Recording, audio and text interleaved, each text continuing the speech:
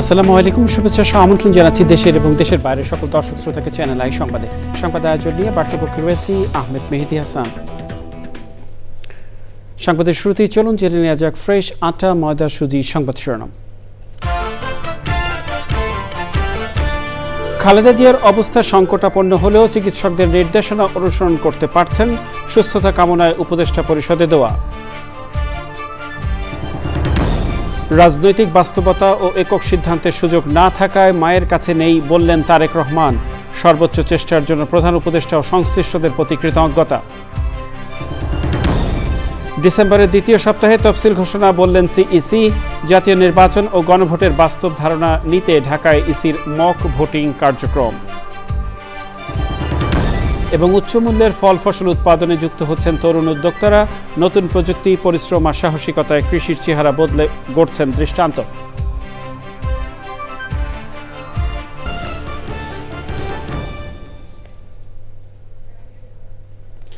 সংবাদ শিরোনামগুলো জানাচ্ছিলাম। প্রিয় দর্শক, এখনকার সংবাদ আয়োজন একই সঙ্গে চ্যানেল আইয়ের ইউটিউব চ্যানেলে এবং চ্যানেল আইয়ের ওটিটি প্ল্যাটফর্ম আই স্ক্রিনে লাইভ স্ট্রিমিং হচ্ছে।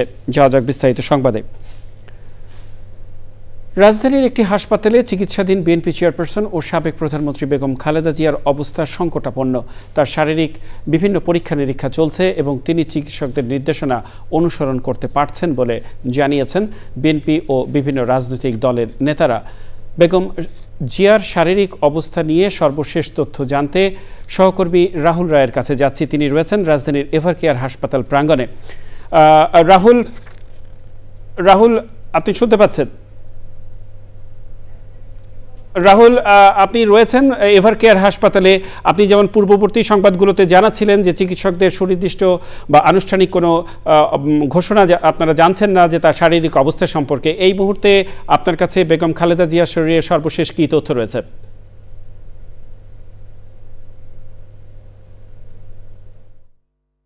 অবস্থা বিএনপি চেয়ারপারসন এবং সাধারণ প্রধানমন্ত্রী বেগম খালেদা জিয়ার কি অবস্থা, যেটি আসলে আমরা গতকাল থেকে মহাসচিব বিএনপি মহাসচিব মির্জা ফখরুল ইসলাম আলমগীর তার অবস্থা সংকটজনক বলার পর থেকেই আমরা দেখেছি যে উদ্বেগ উৎকণ্ঠা শুরু হয়েছে। প্রধান উপদেষ্টা তিনি নিজেও বিবৃতি দিয়েছেন, দেশবাসীর কাছে দোয়া চেয়েছেন। সরকারের অন্তর্বর্তী সরকার আইনমন্ত্রী রাতে এসেছিলেন এবং তখন থেকে দেখছি যে বিএনপির সিনিয়র নেতারাও ছিলেন। সকালে আমরা দেখতে পেরেছি যে শুরুর দিকে তেমন নেতা কর্মী আসেনি, কিন্তু পরবর্তীতে বিএনপি এবং অন্য আড়াই দলের নেতা কর্মীরা এসেছিলেন। তারা যেটি জানিয়েছেন যে আসলে অবস্থাটা অপরিবর্তিত রয়েছে। তার মূলত বিভিন্ন জটিলতায় ভুগছেন তিনি, বিশেষ করে তার যে ফুসফুসের সংক্রমণ সেটি নিয়ে বেশি উদ্বিগ্ন ডাক্তাররা। আমরা জানতে পেরেছি যে অ্যান্টিবায়োটিক, হাই পাওয়ার অ্যান্টিবায়োটিক দেওয়া হচ্ছে এবং তিনি এখন করোনারি কেয়ার ইউনিট সিসিইউতে আছেন। আরেকটি বিষয় যে তিনি আলোচনা হচ্ছে যে সকালেই বাংলাদেশের সময় সকালে লন্ডন থেকে দলের ভারপ্রাপ্ত চেয়ারম্যান তারেক রহমান একটি স্ট্যাটাস দিয়েছেন যে তিনি আসলে যেটি বলেছেন যে মায়ের এই সময় তিনি মায়ের পাশে থাকতে চান, তার মন চাচ্ছে কিন্তু আসলে দেশে ফিরা তার একক নিয়ন্ত্রণের মধ্যে নেই। এই স্ট্যাটাসটি নিয়েও আলোচনা হচ্ছে যে মার অসুস্থতার খবর পেয়ে তিনি ফিরবেন কিনা। সেই প্রেক্ষিতে কিন্তু আসলে তিনি স্ট্যাটাসটি দিয়েছেন এবং তার দেশে ফেরাটাও যে। রাহুল রায়, আপনাকে ধন্যবাদ। কথা বলছিলাম সহকর্মী রাহুল রায়ের সাথে, জানাচ্ছিলেন বেগম খালেদা জিয়ার শরীরের সর্বশেষ পরিস্থিতি। এদিকে হাসপাতালে চিকিৎসাধীন সাবেক প্রধানমন্ত্রী ও বিএনপি চেয়ারপারসন বেগম খালেদা জিয়ার শারীরিক অবস্থার বিষয়ে গভীর উদ্বেগ জানিয়েছেন রাষ্ট্রপতি মোহাম্মদ শাহাবুদ্দিন। গণমাধ্যমে পাঠানো এক বার্তায় রাষ্ট্রপতি বলেন, গণতন্ত্র উত্তরণের এই সন্ধিক্ষণে সাবেক প্রধানমন্ত্রী বেগম খালেদা জিয়ার দ্রুত আরোগ্য কামনা করছেন তিনি। মহান আল্লাহর কাছে তার সুস্থতা ও দেশবাসীর কাছে দোয়া চেয়েছেন রাষ্ট্রপতি। প্রধান উপদেষ্টা প্রফেসর মোহাম্মদ ইউনূসের সভাপতিত্বে উপদেষ্টা পরিষদের বিশেষ সভা হয়েছে। সভায় সাবেক প্রধানমন্ত্রী ও বিএনপি চেয়ারপারসন বেগম খালেদা জিয়ার দ্রুত আরোগ্য কামনা করে দোয়া ও মোনাজাত করা হয়। ধর্ম উপদেষ্টা আফম খালিদ হোসেনের মোনাজাত পরিচালনা করেন। সভায় বৈদেশিক অনুদান, স্বেচ্ছাসেবকমূলক কার্যক্রম, রেগুলেশনস অধ্যাদেশ 2025-এর খসড়ায় নীতিগত ও চূড়ান্ত অনুমোদন দেওয়া হয়েছে। সংশোধনীতে বর্তমান আইনের কয়েকটি ধারায় পরিবর্তন আনা হয়েছে। এনজিও নিবন্ধনের নিয়ম সহজ ও অনুদান অবমুক্তির শর্তগুলো সহজ করা হয়েছে। এখন থেকে বছরে 50 লাখ টাকা পর্যন্ত অনুদানের ক্ষেত্রে আর অনুমোদনের প্রয়োজন হবে না। সভায় পুলিশ কমিশন অধ্যাদেশ উত্থাপন করা হয়। অধ্যাদেশটি সংশোধিত আকারে পরবর্তী পরিষদ সভায় উত্থাপনের নির্দেশ দিয়েছে উপদেষ্টা পরিষদ। আরব আমিরাতে জুলাই গণঅভ্যুত্থানে অংশ নেওয়ার অভিযোগে বিভিন্ন সময় বন্দী থাকা অবশিষ্ট 24 জন 2-3 দিনের মধ্যে দেশে ফিরবেন বলে সভায় জানানো হয়েছে।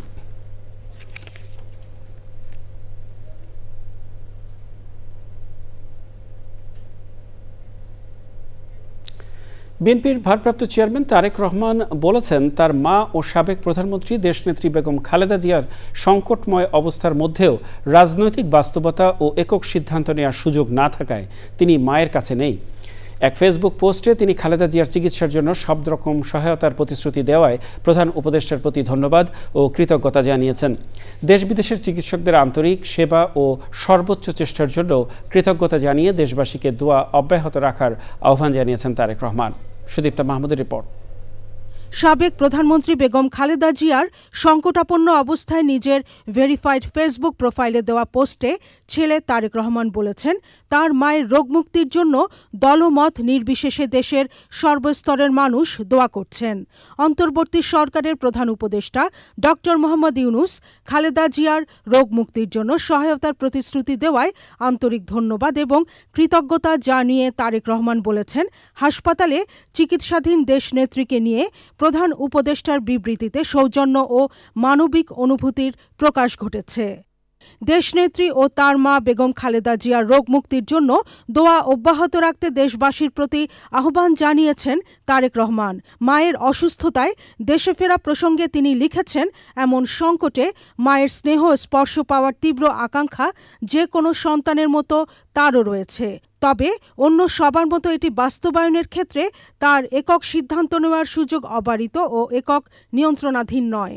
রাজনৈতিক বাস্তবতার এই পরিস্থিতি প্রত্যাশিত পর্যায়ে পৌঁছা মাত্রই দেশে প্রত্যাবর্তনের ব্যাপারে তিনি ও তার পরিবার আশাবাদী বলে উল্লেখ করেছেন তারেক রহমান। Sudipta Mahmud, Channel I. সাবেক প্রধানমন্ত্রী বেগম খালেদা জিয়ার শারীরিক অবস্থার খবর নিতে এভারকেয়ার হাসপাতালে ছুটে গেছেন বিভিন্ন রাজনৈতিক দলের নেতারা। বিএনপি নেতা খায়রুল কবির খোকন জানিয়েছেন, বেগম খালেদা জিয়ার অবস্থা অপরিবর্তিত, পরীক্ষা নিরীক্ষা চলছে। এনসিপি নেত্রী তাসনিম জারা জানিয়েছেন, বেগম খালেদা জিয়ার অবস্থা জটিল তবে স্থিতিশীল, চিকিৎসকদের নির্দেশনা অনুসরণ করতে পারছেন। হাসপাতালে যান নাগরিক ঐক্যের আহ্বায়ক মাহমুদুর রহমান মান্না সহ অনেকেই।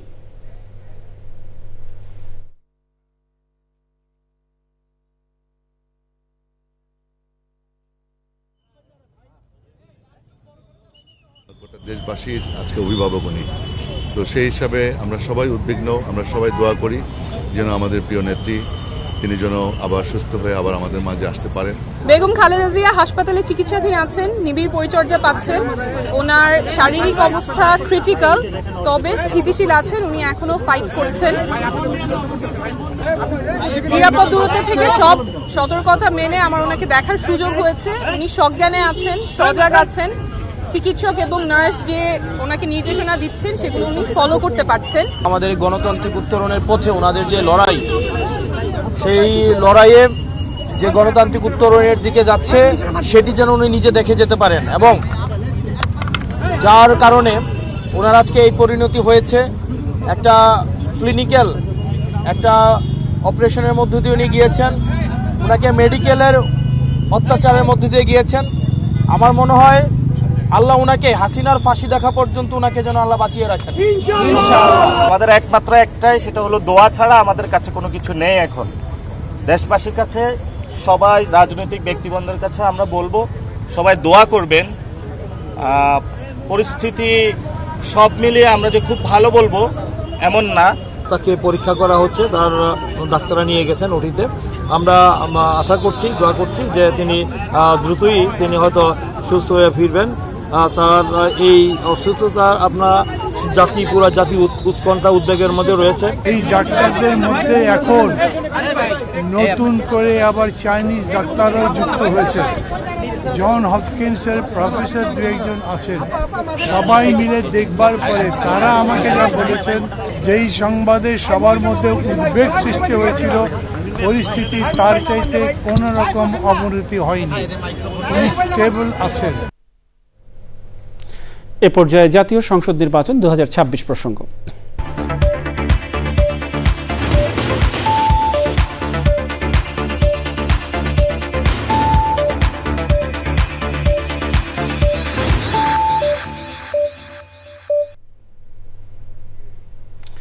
ত্রয়োদশ জাতীয় সংসদ নির্বাচনের তফসিল ডিসেম্বরের দ্বিতীয় সপ্তাহে ঘোষণা করা হবে বলে আশা প্রকাশ করেছেন প্রধান নির্বাচন কমিশনার এএমএম নাসির উদ্দিন। আসন্ন নির্বাচন নিয়ে রাজনীতিতে মক ভোটিং কার্যক্রম পরিদর্শন করে তিনি বলেন, গণভোট নিয়ে যথাযথভাবে প্রচার শুরু হলে ভোটাররা এ ব্যাপারে স্পষ্ট ধারণা পাবেন। জাতীয় নির্বাচনের পাশাপাশি গণভোট আয়োজনে সার্বিক ব্যবস্থার বাস্তব ধারণা নিতে এই মক ভোট বলে জানান সিইসি। লাইলা নওশিনের রিপোর্ট। ভোট কেন্দ্রের বাইরে ভোটারদের অপেক্ষা, আর ভেতরে বুথে চলছে ভোট। দেখে বোঝার উপায় নেই মক বা অনুশীলন ভোটিংয়ের চিত্র এটি।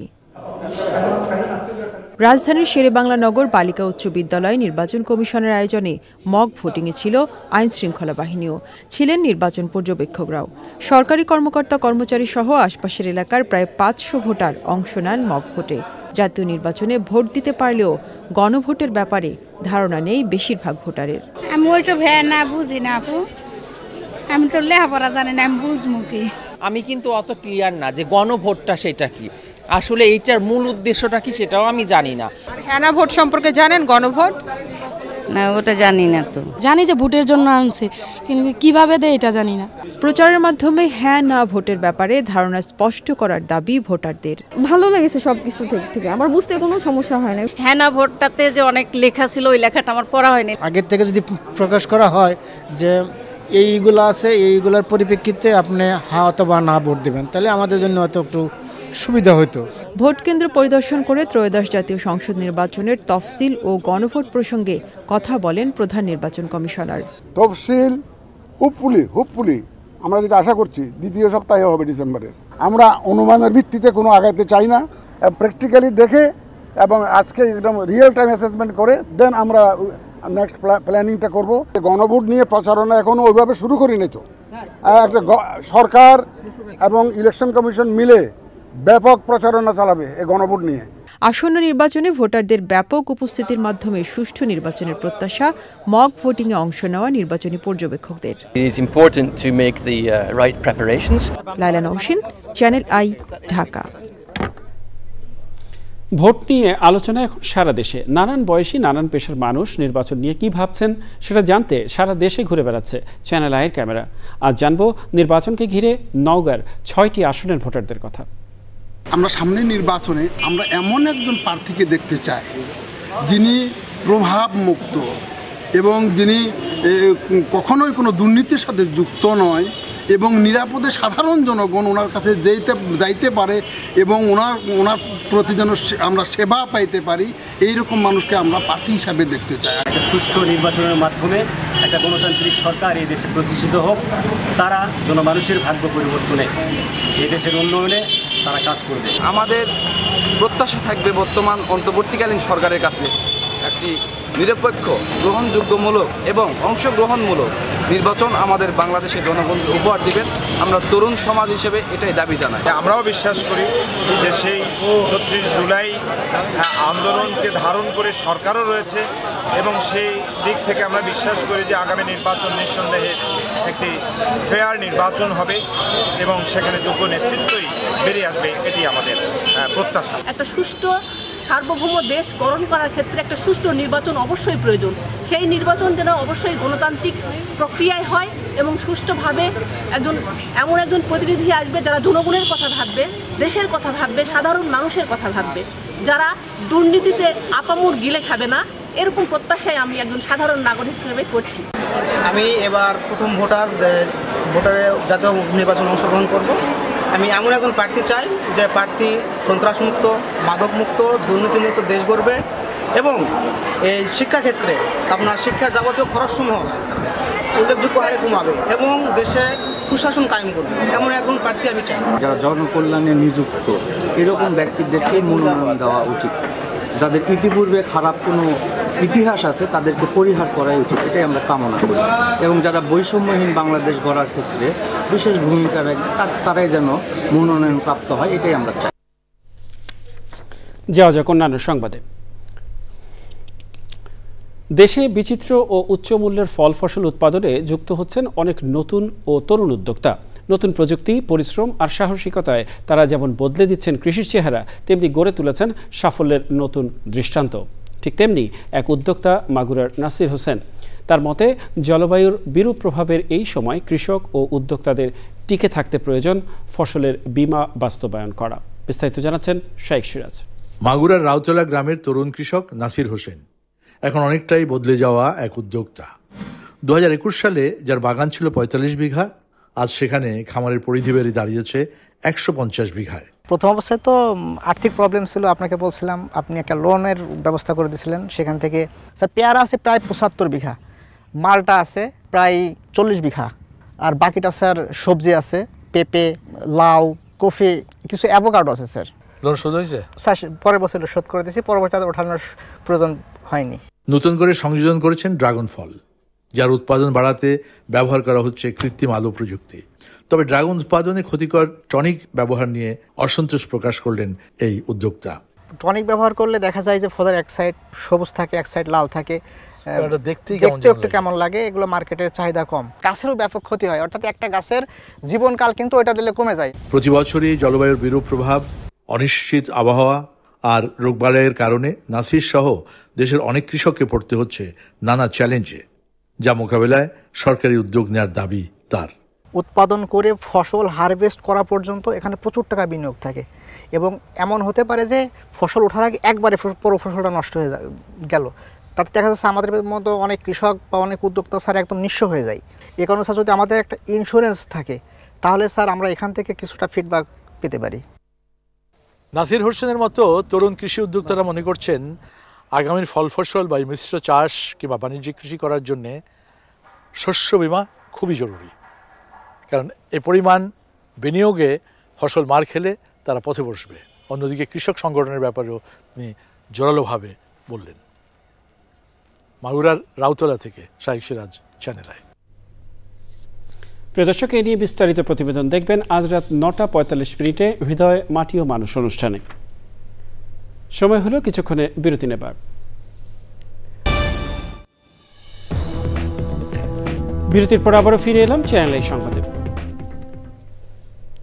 ইন্দোনেশিয়া, থাইল্যান্ড, মালয়েশিয়া ও শ্রীলঙ্কা সহ এশিয়ার বেশ কয়েকটি দেশে ভয়াবহ বন্যা ও ভূমিধসে মৃতের সংখ্যা বেড়ে 375 জনে দাঁড়িয়েছে। নিখোঁজদের খোঁজে কাজ চালিয়ে যাচ্ছেন উদ্ধারকর্মীরা। টানা মৌসুমি বৃষ্টি এবং সম্প্রতি কয়েকটা ঝড়ের পর এই বন্যা ও ভূমিধস দেখা দিয়েছে। সুব্রত গায়েনের রিপোর্ট। এশিয়া অঞ্চলে বন্যা ও ভূমিধস সবচেয়ে ভয়াবহ রূপ নিয়েছে ইন্দোনেশিয়ার পশ্চিম সুমিত্রা এলাকায়। দেশটির জাতীয় দুর্যোগ ব্যবস্থাপনা সংস্থা BNPB জানিয়েছে শুক্রবার পর্যন্ত মৃত্যু 1.5 শতাধিক ছাড়িয়েছে। নিখোঁজ রয়েছেন অন্তত 80 জনের মতো। ক্ষতিগ্রস্ত হাজারো পরিবার ঘরছাড়া হয়ে আশ্রয়কেন্দ্রে রয়েছেন। ভয়াবহ পানির কারণে বেশ কিছু এলাকায় এখনও উদ্ধারকর্মীরা পৌঁছাতে পারেনি। স্থানীয় বাসিন্দারা জানিয়েছেন খাবার ও পানি শেষ হয়ে গেছে। বহু এলাকায় মোবাইল নেটওয়ার্ক ও বিদ্যুৎ বিচ্ছিন্ন। ভূমিধসের কারণে প্রধান সড়কে যান চলাচল বন্ধ রয়েছে। থাইল্যান্ডের দক্ষিণাঞ্চলে বন্যায় এখন পর্যন্ত মারা গেছে প্রায় 150 জন। সরকারি হিসেবে ক্ষতিগ্রস্ত 35 লাখ মানুষ। কিছু শহরে বৃষ্টি থামলেও রাস্তায় এখনও হাঁটু সমান পানি। বহু পরিবার বিদ্যুৎহীন রয়েছেন। মালয়েশিয়ায় ভারী বৃষ্টির শঙ্কা এখনও রয়ে গেছে। সাগর উত্তাল থাকায় ছোট নৌকা চলাচলে নিষেধাজ্ঞা জারি করা হয়েছে। দেশটির পররাষ্ট্র মন্ত্রণালয় জানিয়েছে থাইল্যান্ডের বন্যা কবলিত হোটেল থেকে প্রায় 1,500 মালয়েশিয়ানকে উদ্ধার করা হয়েছে। আরও 3 শতাধিক আটকে আছে, যাদের উদ্ধারে কাজ চলছে। শ্রীলঙ্কায় ঘূর্ণিঝড় ও ভারী বর্ষণে 50 জনের বেশি মানুষের মৃত্যু হয়েছে। পাহাড়ি ঢলে বহু অঞ্চল বিচ্ছিন্ন হয়ে পড়েছে। ক্ষতিগ্রস্ত এলাকায় উদ্ধার অভিযান চলছে। ক্রান্তীয় ঝড় ও দুর্যোগপূর্ণ আবহাওয়ার কারণে এশিয়ার বিস্তীর্ণ অঞ্চল এখনও ঝুঁকিতে। পরিস্থিতি স্বাভাবিক হতে আরও সময় লাগবে বলে আশঙ্কা করছে স্থানীয় প্রশাসন। Subrata Gayen, Channel I. হংকংয়ে বহুতল আবাসিক ভবনে ভয়াবহ আগুনে মৃত্যু বেড়ে 128 জনে দাঁড়িয়েছে। আহত হয়েছেন 79 জন। এখনও নিখোঁজ বহু মানুষ। আবাসিক টাওয়ারে আগুন দ্রুত ছড়িয়ে পড়ার কারণ হিসেবে বাইরে লাগানো দাহ্য পলিস্টাইরিন ও নির্মাণের নিরাপত্তা জালকে দায়ী করেছেন কর্তৃপক্ষ। আগুন ছড়িয়ে পড়ার ঘটনায় প্রাথমিকভাবে 3 জনকে গ্রেফতার করা হয়। ভবনের সংস্কার কাজে দুর্নীতির অভিযোগে 8 জন প্রকৌশলী ও ঠিকাদারকে আটক করেছে দুর্নীতি দমন কমিশন। এখনও 89 জনের মরদেহ শনাক্ত হয়নি এবং 16 জনের মরদেহ ভবনের ভেতরেই রয়েছে। যোগাযোগ ব্যবস্থা ব্যাহত হওয়ায় স্বজনদের ছবি দিয়ে নিখোঁজদের শনাক্ত করতে সহায়তার অনুরোধ জানিয়েছে কর্তৃপক্ষ। আগুনের কারণ জানতে কাজ করছে তদন্ত কমিটি। নিটল টাটা কৃষি সংবাদ।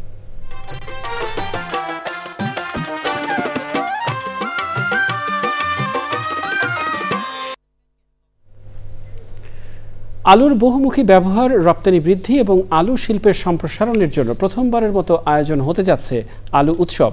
রাজধানীর পল্টনে সংবাদ সম্মেলনে বাংলাদেশ কোল্ড স্টোরেজ অ্যাসোসিয়েশনের সভাপতি মোস্তফা আজাদ চৌধুরী বাবু জানান, 12 এবং 13 ডিসেম্বর আন্তর্জাতিক কনভেনশন সিটি বসুন্ধরায় এই উৎসব হবে। মেলায় 66টি স্টলে আলু বীজ উৎপাদনকারী, এগ্রোকেমিক্যাল সার সরবরাহকারী, কৃষি যন্ত্রপাতি ও উপকরণ প্রস্তুতকারক ও সরবরাহকারী এবং আলু থেকে প্রক্রিয়াজাত করা খাদ্য প্রস্তুতকারী প্রতিষ্ঠান তাদের পণ্য প্রদর্শন করবে। মেলায় সারা দেশ থেকে 500-র বেশি কৃষক, আলু ব্যবসায়ী, আলু রপ্তানিকারক, আলু বীজ উৎপাদনকারী, গবেষক, কৃষিবিদ এবং বেসরকারি উদ্যোক্তারা থাকবেন। মেলা এবং প্রদর্শনীতে 66টি স্টল থাকবে। আলু বীজ উৎপাদনকারী, এগ্রোকেমিক্যাল ইন্ডাস্ট্রি উৎপাদনকারী প্রতিষ্ঠান, সার সরবরাহকারী প্রতিষ্ঠান, কৃষি যন্ত্রপাতি উপকরণ প্রস্তুতকারক ও সরবরাহকারী প্রতিষ্ঠান এবং আলু হতে প্রকৃত খাদ্য প্রস্তুতকারী প্রতিষ্ঠান এই সকল স্টল সমূহে তাদের পণ্য সামগ্রী প্রদর্শন করবে। এ পর্যায়ে প্রকৃতি সংবাদ।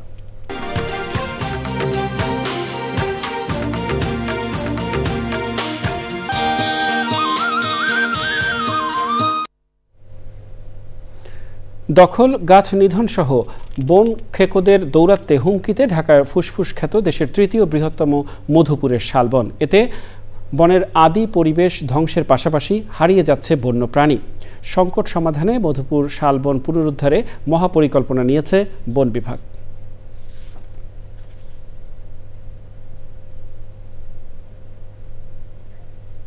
ছিল এখনকার ফ্রেশ আটা ময়দা সুজি সংবাদ শিরোনামে।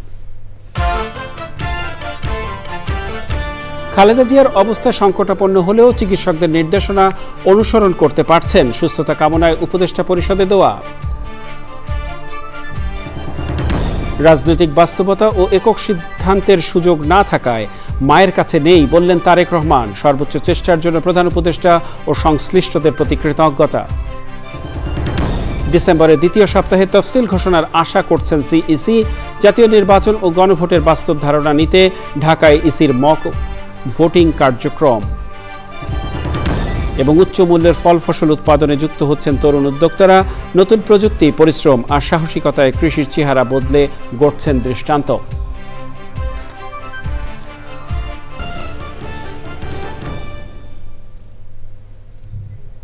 প্রিয় দর্শক, এর সাথে শেষ করছি এখনকার সংবাদ আয়োজন। সংবাদে এতক্ষণ আমাদের সাথে থাকার জন্য সংবাদ টিভির সবার পক্ষ থেকে আপনাদের আবারও শুভেচ্ছা।